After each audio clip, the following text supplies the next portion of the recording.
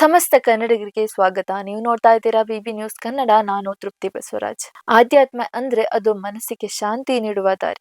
ಆದರೆ ಇತ್ತೀಚಿನ ದಿನಗಳಲ್ಲಿ ಇದೇ ಆಧ್ಯಾತ್ಮದ ಹೆಸರಿನಲ್ಲಿ ಜನರನ್ನು ಮರಳು ಮಾಡುವವರ ಸಂಖ್ಯೆ ಹೆಚ್ಚಾಗುತ್ತಿದೆ. ಉತ್ತರ ಕರ್ನಾಟಕದ ಯಾದಗಿರಿ ಜಿಲ್ಲೆಯ ಶಹಾಪುರ ಭಾಗದಲ್ಲಿ ಈಗ ಮಲ್ಲಿಕಾರ್ಜುನ ನೃತ್ಯ ಎಂಬ ಹೆಸರು ಭಾರಿ ಸದ್ದು ಮಾಡ್ತಿದೆ. ಸಾವಿರಾರು ಭಕ್ತರನ್ನು ತನ್ನತ್ತ ಸೆಳೆಯುವ ಈತ ನಿಜಕ್ಕೂ ದೈವಾಂಶ ಸಂಭೂತನೋ ಅಥವಾ ಆಧ್ಯಾತ್ಮದ ಹೆಸರಲ್ಲಿ ಮೌಢ್ಯ ಹೊರಡುತ್ತಿರುವ ವ್ಯಕ್ತಿಯೋ ಎಂಬುದು ಈಗ ಪ್ರಶ್ನೆಯಾಗಿ ಉಳಿದಿದೆ.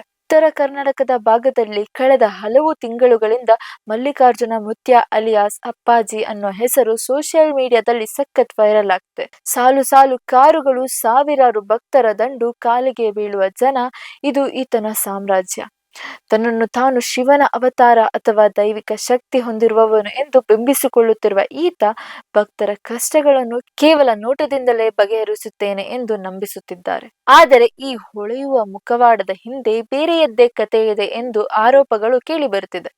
ಇತ್ತೀಚೆಗೆ ಸೋಷಿಯಲ್ ಮೀಡಿಯಾಗಳಲ್ಲಿ ಈತನಿಗೆ ಸಂಬಂಧಿಸಿದ ಕೆಲವು ವಿಡಿಯೋಗಳು ಸದ್ದು ಮಾಡುತ್ತಿದೆ. ಈತ ಆಧ್ಯಾತ್ಮದ ಹೆಸರಿನಲ್ಲಿ ಜನರಲ್ಲಿ ಅಂಧಾಶ್ರಯ ಬಿತ್ತುತ್ತಿದ್ದಾನೆ, ಜನರ ಭಾವನೆಗಳ ಜೊತೆ ಆಟವಾಡುತ್ತಿದ್ದಾನೆ ಎಂದು ಟೀಕೆಗಳು ಕೇಳಿಬರುತ್ತಿವೆ. ವಿಶೇಷವಾಗಿ ಮಹಿಳೆಯರನ್ನು ಮರಳು ಮಾಡುವುದು ಮತ್ತು ಭಕ್ತರಿಂದ ಹಣ ವಸೂಲಿ ಮಾಡುವ ದಂಧೆ ನಡೆಯುತ್ತಿದೆ ಎಂಬ ಸಂಶಯ ವ್ಯಕ್ತಪಡಿಸುತ್ತಿದ್ದಾರೆ. ಈತನ ಪವಾಡಗಳ ಬಗ್ಗೆ ವೈಚಾರಕವಾದಿಗಳು ಮತ್ತು ಸ್ಥಳೀಯರು ಪ್ರಶ್ನೆ ಎತ್ತುತ್ತಿದ್ದಾರೆ. ಕಾಯಿಲೆ ಗುಣಪಡಿಸುತ್ತೇನೆ, ಸಾಲ ತೀರಿಸುತ್ತೇನೆ ಎನ್ನುವ ಈತನ ಮಾತುಗಳು ಕೇವಲ ಜನರನ್ನು ಸೆಳೆಯುವ ತಂತ್ರ ಅಷ್ಟೇ ಎಂಬುದು ಇವರ ವಾದ. ಇನ್ನು ಈತನ ತಂದೆಯ ಸಾವಿನ ಸುತ್ತಲೂ ಕೆಲವು ರಹಸ್ಯಗಳು ಅಡಗಿವೆ ಎಂಬ ಚರ್ಚೆಗಳು ಕೂಡ ನಡೆಯುತ್ತಿವೆ. ಭಕ್ತರು ಇವರನ್ನು ನಡೆದಾಡುವ ದೇವರು ಎನ್ನುತ್ತಿದ್ದಾರೆ. ಇನ್ನೊಂದೆಡೆ ಇವನೊಬ್ಬ ಬೋಗಸ್ ಬಾಬಾ ಎಂಬ ಆಕ್ರೋಶ ವ್ಯಕ್ತವಾಗುತ್ತಿದೆ.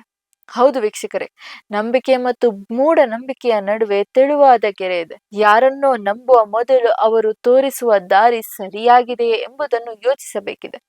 ಮಲ್ಲಿಕಾರ್ಜುನ ನೃತ್ಯನ ಈ ಆಧ್ಯಾತ್ಮಿಕ ಆಟ ಎಷ್ಟು ದಿನ ನಡೆಯುತ್ತೋ, ಕಾನೂನು ಈತನ ಮೇಲೆ ಕ್ರಮ ಕೈಗೊಳ್ಳುತ್ತೋ, ಕಾದು ನೋಡಬೇಕಿದೆ. ಇದಾಗಿತ್ತು ಈ ಹೊತ್ತಿನ ವಿಶೇಷ ವರದಿ. ಸಮಗ್ರ ಸುದ್ದಿಗಳಿಗಾಗಿ ಸದಾ ಗಮನಿಸಿ ಬಿಬಿ ನ್ಯೂಸ್ ಕನ್ನಡ. ಇದು ಕನ್ನಡಿಗರ ಪ್ರತಿಧ್ವನಿ.